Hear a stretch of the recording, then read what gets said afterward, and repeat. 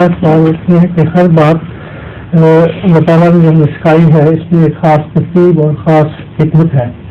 اچھا نماز میں سنا نماز کی تجدید باندھتی ہے اور پھر جو نماز ادا کرتے چلے جاتے ہیں تو انسان کو انکساری میں بڑھاتی جاتی ہے.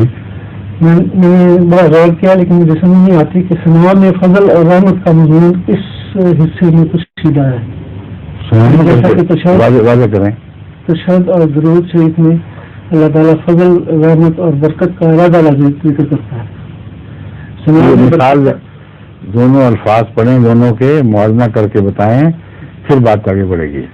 سبحانک اللہم حمدے کا مبارک اسم کا برکت کا بھی ذکر ہے، حمد کا بھی ذکر ہے. سبحان تسبیح کا بھی تو ہے نا.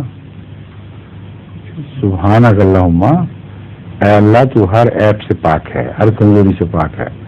اور حمدے کا مگر خالی نہیں ہے، بھرا ہوا ہے خوبیوں سے. یعنی ایک نفی ہے اور ایک اس بات ہے. ہر غلط چیز کی نفی، ہر اچھی چیز کا اس بات. ٹھیک ہے. پھر اس کے بعد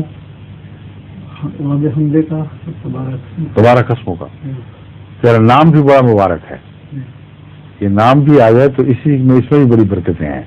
آگے جدوں کا، ہاں، اور تیری ذات بلند شان کی ہے، اکیلی ذات اور کوئی نہیں ہے اس میں.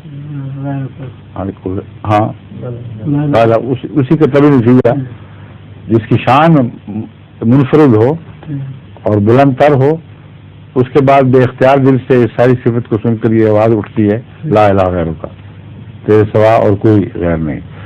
بعض روایتوں کے مطابق جل ثناؤ کا بھی پڑھا جاتا ہے، مگر غالباً یہ خاص مواقع کے لیے بعضوں نے استعمال کی. کیوں جی؟ جو نماز سکھائی گئی بچپن سے اس میں نہیں، لیکن میں نے کہیں پڑھا ہے کہ جل ثناؤ کا کی روایت بھی ہے، وہ بھی اس میں کہیں، مگر وہ چیک کروائیں اس کی کیا حقیقت ہے. تو فضل اور رحمت سے حمد میں شامل ہو گئی سب چیزیں. ہاں سب چیزیں آ گئی. ٹھیک ہے. امام صاحب فرمائیے.